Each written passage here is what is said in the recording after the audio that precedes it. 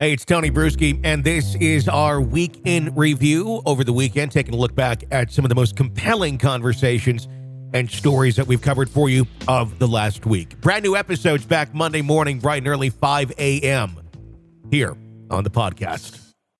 This is the Hidden Killers podcast with Tony Brueski. Featuring author, psychologist, and daily contributor, Siobhan Scott. Everyone who's in this world that wants to find justice for these victims that have not found it yet, they're looking very closely at all of the evidence that has come to light.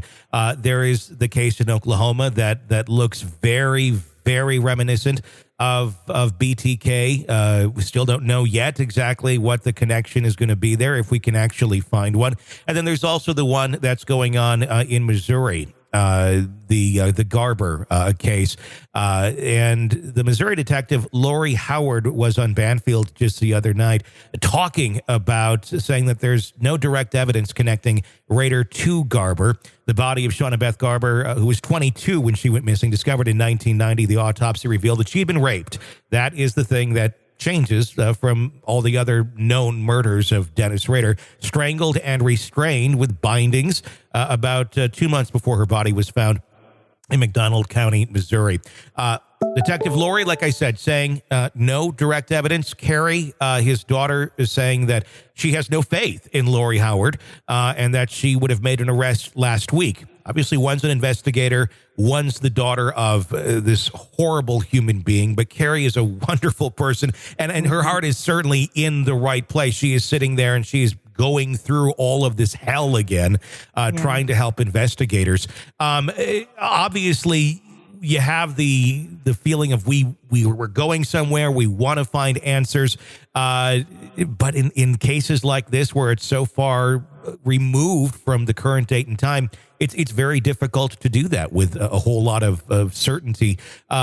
Where do you think that is going? Is this a case where the investigators are just kind of hitting a dead end, but Carrie in her heart knows that there's more to be dug into, more than what authorities may, just because she has a much closer connection to her father, obviously, than anyone else?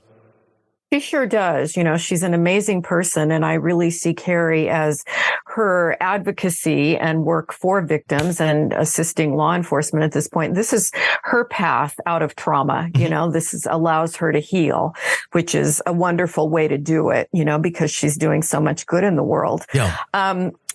I don't know if there's enough that they can ever tie this, you know, legally to him and arrest him for it. That's sort of out of my scope. Sure. But just the fact that this particular person was raped, it doesn't mean he didn't do it, you know, because serial killers do vary their pattern, you know, and there can be certain patterns that they follow over and over and over. And then there's a variation. Then they do something different. They try something different. So I think it's certainly a very reasonable possibility, but I don't know if they're going to be able to tie him to it.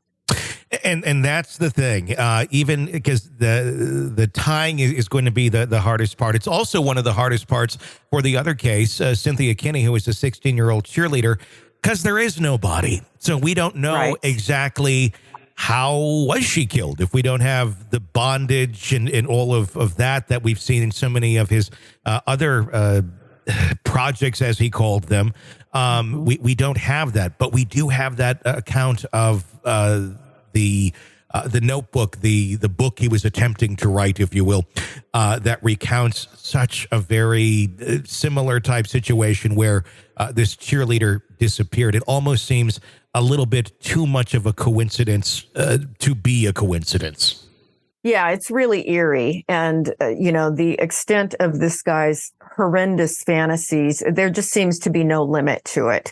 And so, yeah, I think women who have disappeared from laundromats, I would be looking at all those cases. Is it common for serial killers to deny involvement in certain killings, as Rader has done with these new allegations, especially when they're behind bars for life? There's no coming out. Why? Why not confess to some of these if, in fact, he did have something to do with them?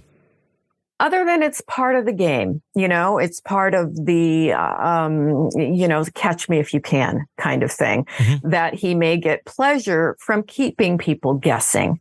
And to come out and give the entire story would take that pleasure away, and it may be that someday he will.